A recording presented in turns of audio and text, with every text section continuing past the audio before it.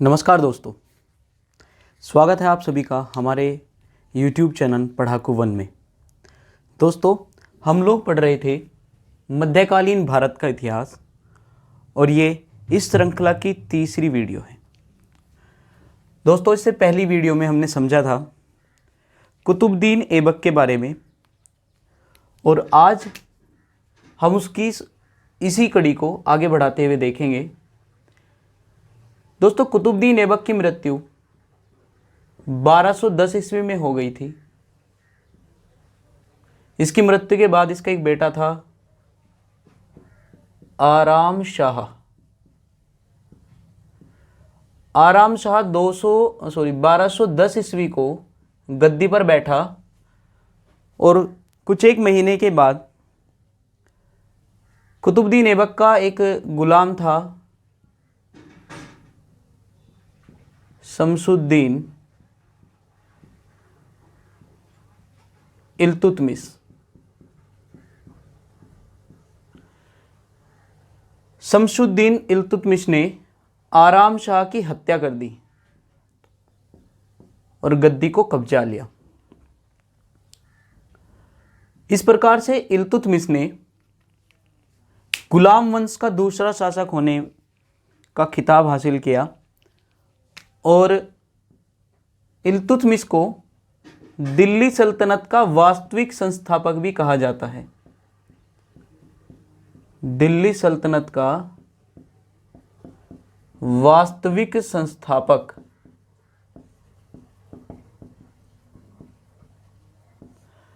अब इसको क्यों दिल्ली सल्तनत का वास्तविक संस्थापक कहा जाता है, इसके पीछे कई सारे कारण हैं।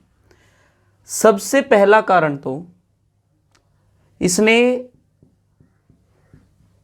बगदाद के खलीफा से सुल्तान की उपाधि धारण की थी। सुल्तान की उपाधि धारण की थी। देखो, इसने बगदाद के खलीफा से सुल्तान का एक अधिकार पत्र प्राप्त किया था, जिसके आधार पर यह दिल्ली का पहला सुल्तान बना। दिल्ली का पहला सुल्तान। अब आप कहोगे हमने कुतुबुद्दीन ऐबक पढ़ा है, दिल्ली का पहला सुल्तान, आप इल्तुतमिश को बता रहे हैं। तो आप बात को समझे। कुतुबुद्दीन ऐबक ने न तो अपने आप को सुल्तान कहलवाया था और न उसके नाम का खुतबा पढ़ा गया था, जबकि इल्तुतमिश ने स्वयं को सुल्तान कहलवाया। तीसरी खास बात, अगर इसके बाद अगर पेपर में आपसे पूछे कि भाई दिल्ली का वास्तविक सुल्तान या दिल्ली सल्तनत का वास्तविक संस्थापक कौन है, तो वो था इल्तुतमिश।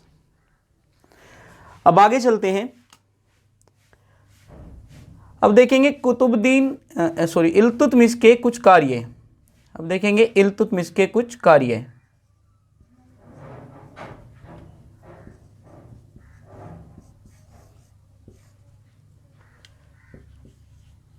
इल्तुतमिश द्वारा बहुत सारे कार्य किए गए, जिनमें से सबसे पहला काम था सिक्कों का प्रचलन। सिक्कों का प्रचलन।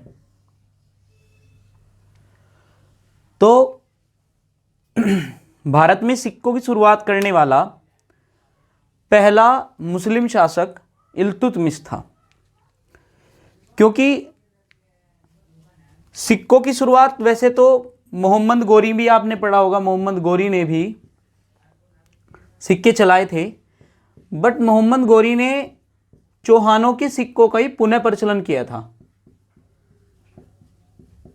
चौहानों के सिक्कों का प्रचलन किया था। आपने पृथ्वीराज चौहान के बारे में सुना होगा, जयचंद के बारे में सुना होगा।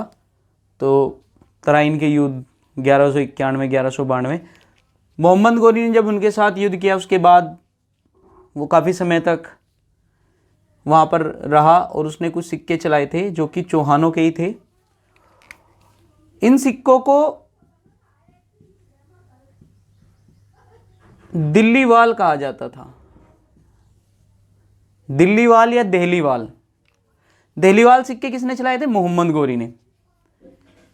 परीक्षा में अक्सर पूछा गया है कि किसके सिक्कों पर लक्ष्मी माता का चित्र अंकित था? लक्ष्मी माता का चित्र अंकित था। तो आप लोगों ने याद रखना है, मोहम्मद गौरी ने जो सिक्के पुनः प्रचलित किए थे चौहानों वाले, जिनको देहलीवाल कहा जाता था, उन पर लक्ष्मी माता का चित्र अंकित होता है। देखो, ये पेपर एसएससी सीजीएल 2019 में प्रश्न आया था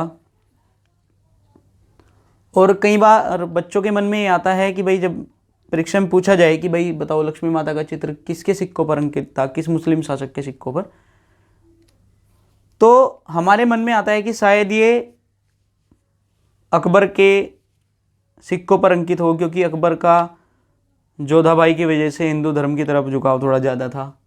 जबकि ऐसा नहीं है, ये मोहम्मद गौरी के सिक्कों पर था। आप याद रखेंगे, इंपॉर्टेंट है ये चीज।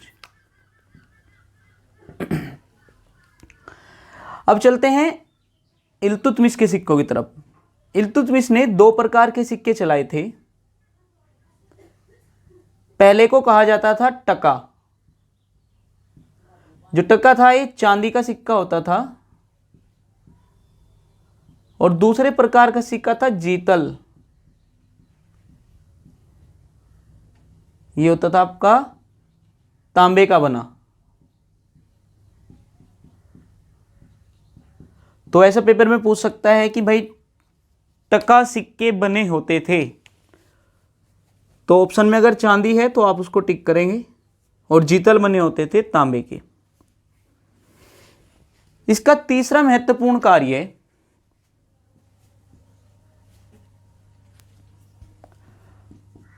एक व्यवस्था थी तुर्कन ए चिहलगानी। तुर्कन ए चिहलगानी। तो तुर्कन ए चिहलगानी व्यवस्था की शुरुआत इल्तुतमिश ने की थी। इसे दल चालीसा भी कहते हैं, दल चालीसा। अब देखो इसमें क्या था भाई, इसमें इल्तुतमिश ने 40 तुर्की सरदारों को अपने साथ मिलाया था और उनको नियुक्त किया था अपनी सीमा पर। जैसे मान लो ये तो है इल्तुतमिश, और इसने अपनी सीमा पर 40 तुर्की सरदारों को तैनात कर दिया कि आप लोगों ने मेरा राज्य और ज़्यादा हिस्सों को जीतकर आगे की तरफ बढ़ाना है। और ये बदले में उन सरदारों को उनके द्वारा युद्ध में जीते गए धन का हिस्सा दिया करता था। तुर्कन चिहलगानी इंपॉर्टेंट है, पेपर में काफ़ी बार पूछा जाता है तुर्कन चिहलगानी व्यवस्था की शुरुआत किसने की थी? तो ये शुरुआत की थी इल्तुतमिश ने। अब देखते हैं इसका चौथा और महत्वपूर्ण कार्य।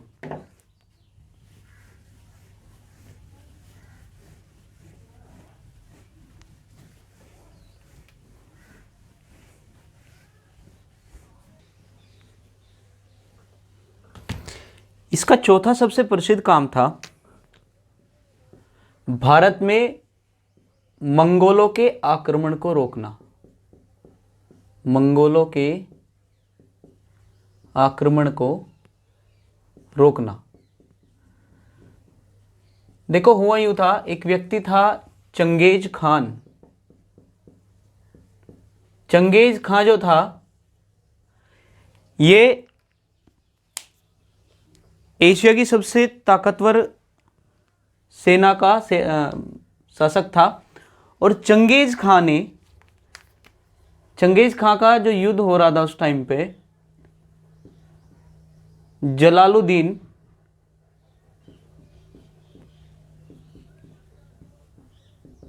मंगबर्णी के साथ हो रहा था। और जलालुद्दीन मंगबर्णी उस टाइम पर हेल्प मांगने आया था इल्तुतमिश से।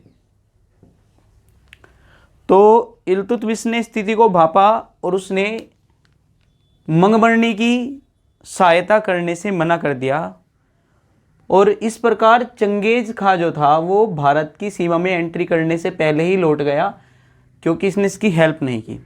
तो ऐसा कहा जाता है कि इसने मंगोलों का भारत में आक्रमण रोक दिया। मंगोल जो थे जिस भी एरिया में जाते थे वहाँ पर लूट खसोट मचा देते थे, एरिया को तबाह कर देते थे। तो ये आप ध्यान रखेंगे। और अब बात करते हैं इसके प्रमुख निर्माण कार्यों की।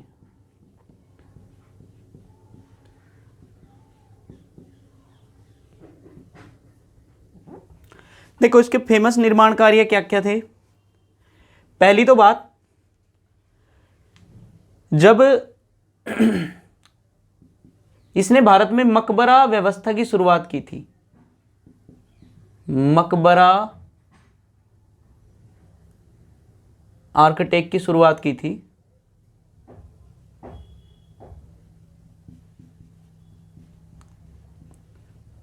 तो आपसे पेपर में पूछ सकता है कि भाई भारत में जो मकबरा आर्ट है वो सबसे पहले किसके समय में इंट्रोड्यूस हुई, तो वो इल्तुतमिश के टाइम में इंट्रोड्यूस हुई। मकबरा क्या होता है, बेसिकली जब भी कोई व्यक्ति किसी भी धर्म में गुजर जाता है, मर जाता है, तो उसके बाद उसकी एक मतलब उसकी याद में एक मोनूमेंट बनाया जाता है और उसको मकबरा कहते हैं। जैसे आपने पढ़ा होगा बीबी का मकबरा, ठीक है। आप जो ताजमहल देखते हैं वो भी शाहजहां ने मकबरा ही बनवाया था। तो इस तरीके से मकबरा जो है वो मृत व्यक्तियों की याद में बनाएगी भवन या बिल्डिंग होती है। तो मकबरा व्यवस्था की शुरुआत की थी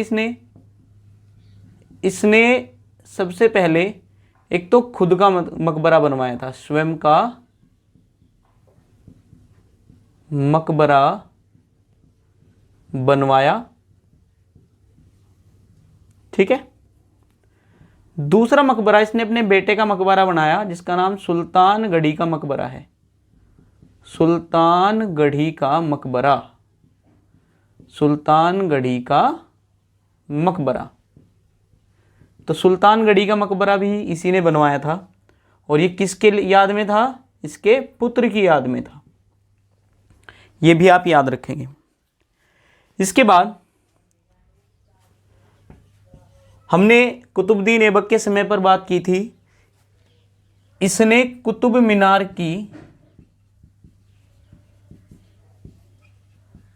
का निर्माण कार्य संपूर्ण मतलब पूरा करवाया था, निर्माण कार्य पूरा कराया था। तो कुतुब मीनार की पहली 4 बिल्डिंगें और उसका जो मतलब आधार था वो तो कुतुबुद्दीन ऐबक बनवा कर चला गया था। आपसे मैंने पूछा था, बताया भी था आपको कि ये बताओ कुतुब मीनार किसकी याद में बनाया गया था। तो कुतुब मीनार किसकी याद में बनाया गया था भाई, कुतुब मीनार बनाया गया था कुतुबुद्दीन बख्तियार काकी की याद में, जो कि एक सूफी संत थे। कुछ लोगों को लगता है कुतुब मीनार कुतुबुद्दीन ऐबक की याद में बनाया गया था, ऐसा नहीं है। कुतुब मीनार कुतुबुद्दीन बख्तियार काकी की याद में बनाया गया था। आपने बात याद रखनी है। तो कुतुब मीनार का निर्माण कार्य पूरा करवाया किसने, इल्तुतमिश ने। तो इस प्रकार हम देखते हैं इल्तुतमिश भी कहीं ना कहीं भारत में दिल्ली सल्तनत को स्थापित करने में अपनी महत्वपूर्ण भूमिका रखता है। इसके बाद के शासकों के बारे में हम अगली वीडियो में पढ़ेंगे। साथ ही मैं छोटी छोटी वीडियो बना रहा हूँ ताकि आप लोग इसे ध्यान से पढ़ सकें, क्योंकि लंबी वीडियो में हमें पढ़ने में ज़्यादा मतलब प्रॉब्लम होती है, काफ़ी टाइम तक हम उन्हें नहीं देख पाते।